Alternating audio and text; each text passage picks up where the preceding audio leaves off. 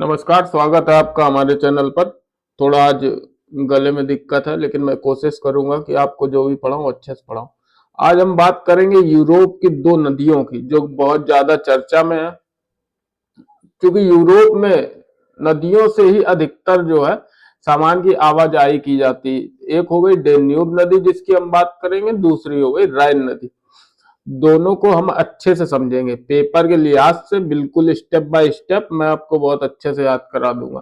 क्योंकि वहां बहुत ज्यादा सूखा पड़ गया और यात्रा बाधित हो रही, इसलिए मोस्ट इंपॉर्टेंट हो जाता है। चलिए आइए शुरू करते हैं। सबसे पहले हम देखेंगे डेन्यूब नदी। आज का हमारा टॉपिक है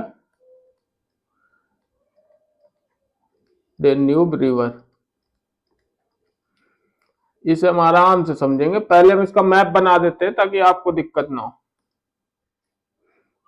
मैप कुछ इस तरीके का दिखेगा। जब आप वर्ल्ड मैप में देखेंगे डेन्यूब नदी को तो कुछ इस तरीके से दिखेगा आपको।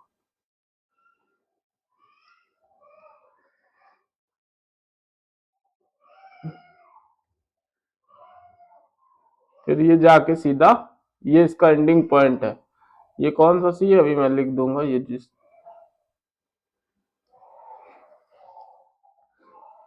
ये आपकी कौन सी रिवर हो गई? डेन्यूब।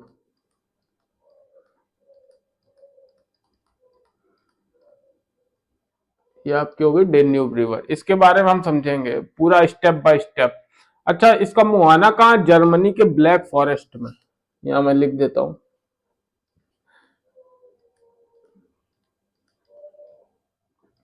जर्मनी के ब्लैक फॉरेस्ट से ये निकलती है, ध्यान रखिएगा। और गिरती कहाँ है? गिरती है ये ब्लैक सी यानी काला सागर में। ब्लैक सी, ध्यान रखिएगा। ब्लैक सी मोस्ट इंपॉर्टेंट जगह है, क्योंकि ये वॉर जोन भी आप मान सकते हैं रसिया और यूक्रेन का। तो ये समझिए, ये टोटल 10 देशों से होकर गुजरती है। कितने? 10। सबसे अधिक देशों से होकर गुजरने वाली एकमात्र नदी है। मैं नाम लिख देता हूँ आपके, स्टेप बाय स्टेप मैं मतलब लेफ्ट से राइट की तरफ चलूंगा, ठीक है। जहां से निकलती है, जहां गिरती है, एकदम स्टेप बाय स्टेप उसे मैं लिखूंगा, तो आप देख लीजिएगा। यहाँ नीचे लिखता हूं ताकि आप सबसे, जर्मनी से शुरू करते हैं। जर्मनी से चलती है, जर्मनी, फिर आता है ऑस्ट्रिया, ऑस्ट्रिया, ऑस्ट्रिया के बाद आता है स्लोवाकिया, स्लोवाकिया, स्लोवाकिया के बाद आता है हंगरी, हंगरी के बाद आता है क्रोएशिया, क्रोएशिया के बाद आता है सर्बिया, सर्बिया से फिर मैं नीचे ले आता हूं। अब इसके बाद यहां से लिख देता हूं, सर्बिया के बाद आपका आता है बुल्गारिया, बुल्गारिया, बुल्गारिया के बाद आता है रोमानिया, रोमानिया के बाद आता है मोल्दोवा, और आपका सबसे लास्ट पॉइंट जहां के बाद ये ब्लैक सी गिरती, यूक्रेन।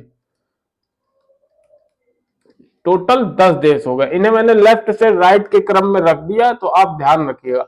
डेन्यूब रिवर हम पढ़ रहे हैं, निकलती जर्मनी के ब्लैक फॉरेस्ट से, गिरती है यूक्रेन के पास ब्लैक सी में, और टोटल 10 देशों को, ये पूरे विश्व की एकमात्र ऐसी नदी है जो एक साथ 10 देशों को क्रॉस करती है। ये हो गया।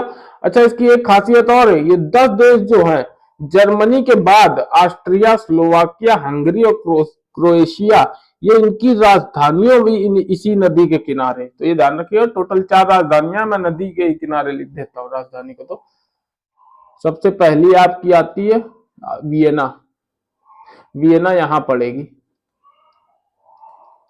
फिर आती है ब्रातिस्लावा,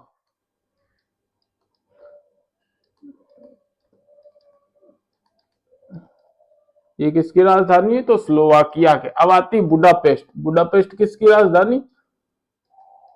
बुडापेस्ट, बुडापेस्ट भी हंगरी की राजधानी। अच्छा, जो मैंने मैप बनाया ना, जो मैं राजधानियां लिख रहा हूँ एग्जैक्ट ऐसे ही है, मतलब मैंने कोई अंतर नहीं छोड़ा। बुडापेस्ट, बुडापेस्ट के बाद बेलग्रेड, मैप में भी आपको ये ऐसे ही नजर आएंगे। ये आपकी डेन्यूब नदी हो गई। मेन मेन जो क्वेश्चन बन सकते हैं डेन्यूब रिवर से, यूरोप की दूसरी सबसे बड़ी नदी है, 10 देशों से होकर गुजरती है, 4 राजधानियां इस नदी पर स्थित है, निकलती है ब्लैक फॉरेस्ट से, गिरती है ब्लैक सी में। ये डेन्यूब रिवर हो गई। अब आगे आइए, मैं आपको आगे मैं आपको राइन रिवर के बारे में बता देता हूँ। वो भी थोड़ा ही सा है, ज्यादा नहीं, जो जो मेन है मैं आपको केवल वही बता रहा हूँ। अब हम बात करेंगे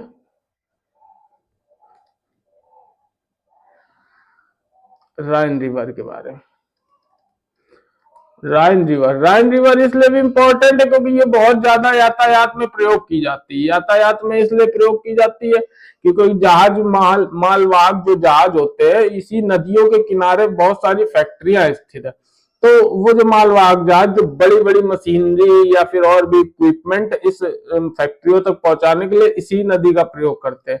राइन नदी जो है स्विस आल्प से निकलती है, स्विट्जरलैंड से। मैं पूरा मैप इसका भी आपको बना के बता देता हूं जैसे बनता है। इसका मैप आपको ऊपर की तरफ जाती है नदी। तो ये रहा आपका स्विस आल्प्स। ऐसे जैसे मैप मैं बना रहा हूं लगभग लगभग ऐसे ही गिरती है जाके। ये उत्तरी सागर नीदरलैंड के पास, मैं लिख देता हूं। ये है उत्तरी सागर, नॉर्थ सी। नॉर्थ सी यानी नीदरलैंड के पास, और निकलती स्विस आल्प से यानी स्विट्जरलैंड से। स्विट्जरलैंड आपका कुछ ऐसा, मैं बना दे रहा हूं, स्विट्जरलैंड आपका कुछ ऐसा रखेगा। तो यहाँ पे आल्प श्रेणी, तो दक्षिण पूर्वी, ठीक है, आप ध्यान रखिएगा और बड़ा कर लीजिए, यहाँ कहीं कर लीजिए उद्गम स्थल। दक्षिण पूर्वी स्विस आल्प्स से निकलती है, स्विस आल्प्स पर्वत। पहले से देखिए, राइन रिवर निकलती कहां से? स्विस आल्प्स पर्वत से यानी स्विट्जरलैंड से, उसके दक्षिण पूर्वी हिस्से से, और गिरती कहां? नॉर्थ सी में। टोटल कितने देशों से होकर गुजरती है? तो 6 देशों से होकर गुजरती है। मैं सबके नाम लिख देता हूं आपको। नाम मेन इंपॉर्टेंट नाम ही है, तो नाम याद हो जाएंगे तो फिर आपको सब याद हो जाएंगे। पहला देश तो आप जान ही रहे, स्विट्जरलैंड, क्योंकि स्विस आल्प्स इसीलिए नाम पड़ा उसका। मैं मतलब मैं दक्षिण से उत्तर की ओर चलूंगा, ठीक है, तो आप याद रखिएगा। सबसे पहला स्विट्जरलैंड, जरलैंड, सबसे पहला हो गया स्विट्जरलैंड। फिर हो गया आपका लिंकेस्टाइन, एक देश है, इसे तो मैंने पहली बार ही सुना था। लिंकेस लिंकेस्टाइन, लिंकेस्टाइन। फिर है ऑस्ट्रिया, ऑस्ट्रिया, ऑस्ट्रिया के बाद है जर्मनी, जर्मनी के बाद है फ्रांस, फिर है नीदरलैंड जहां गिरती है, नीदरलैंड, ठीक है। ये 6 देशों से होकर गुजरती है। अब इसके बारे में भी जान लेते हैं। निकलती स्विस आल्प्स से, गिरती है नॉर्थ सी में। स्विट्जरलैंड, दक्षिण से उत्तर की ओर चलेंगे, Switzerland, Liechtenstein, Austria, Germany, France, Netherlands. ये यूरोप की मुख्य व्यापारिक नदी है, इसे भी ध्यान रखेंगे, ये भी लिख देता हूं। यूरोप की मुख्य व्यापारिक नदी है, यूरोप की मुख्य व्यापारिक नदी है, मुख्य व्यापारिक नदी है।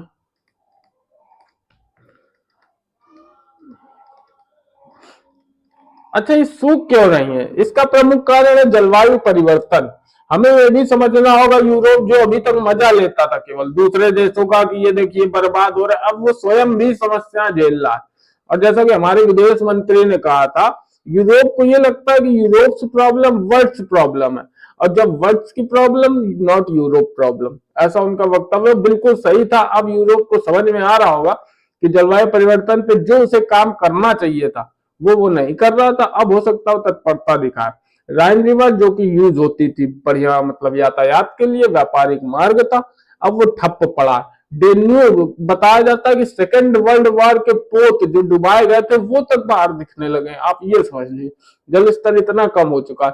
जो इनके किनारे परमाणु रिएक्टर जो बिजली उत्पन्न करते थे वो तक बंद हो गए रोमानिया और हंगरी के। तो ये हालात है, बाकी देखते हैं आगे क्या होगा। आगे ये कुछ काम करते हैं यूरोपीय देश की नहीं, जो होगा देखा जाएगा। आगे जो कुछ अपडेट होगा हम आपको बता देंगे। बाकी ये स्टेट टीसीएस के लिए मैंने पूरा बता दिया, और वनडे एग्जाम के हिसाब से कहाँ से निकलती कहाँ गिरती, बस इतना ही काफी है, क्योंकि ये यूरोप का मामला, एशिया का नहीं। अच्छा, इनकी लंबाई का कोई मतलब नहीं, लंबाई इसलिए नहीं, मतलब लंबाई आप अपने यहाँ की रिवर का याद रखिए। मैंने ये इसलिए बता दिया क्योंकि अपने यहाँ बाढ़ आ रही, यहाँ सूखा पड़ रहा है, इसलिए बताना जरूरी था। बाकी वीडियो कैसा लगा कमेंट बॉक्स में जरूर बताएं। चैनल को सब्सक्राइब, शेयर और लाइक करना ना भूलें। जय हिंद, धन्यवाद। जय हिंद, जय भारत।